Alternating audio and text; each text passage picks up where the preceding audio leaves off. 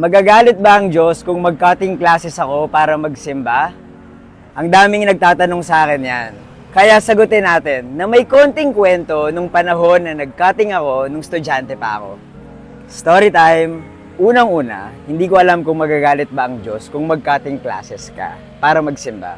Pero sigurado akong magagalit yung magulang mo pag nalaman nilang hindi ka pumasok. Masama naman talaga mag-cutting classes, kaya sigurado ako na hindi approve ng Panginoon yan.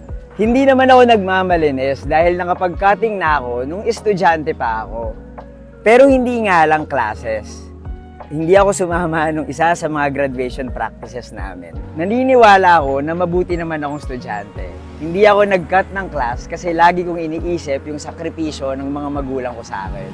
Hindi biro magpaaral ng anak At saka, nag-e-enjoy naman ako sa klase ko Kaya okay lang pumasok. Pero nung pag-graduate na ako, naisip ko na baka pwede naman ako magpasaway for one last time.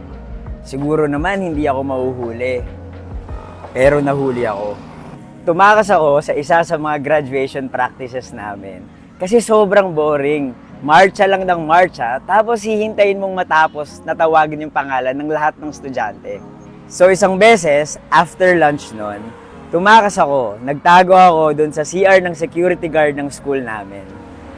Ang hindi ko alam, sobrang dami palang estudyanteng nag-cut ng graduation practice. Nagkaroon ng malawakang paghahanap ng mga estudyanteng hindi umattend sa buong campus. At ayun nga, nahuli ako.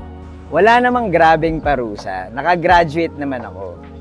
Pero nagkaroon ako ng community service. Imagine mo yun, pahuli na nga, nahuli pa ako, nagkaroon pa ako ng violation. Ang hindi magandang feeling, yung napagalitan ako ng magulang ko. Ayun lang yung storya ko. So, paalala lang sa lahat ng mga estudyante na huwag kayong magka-cut ng class.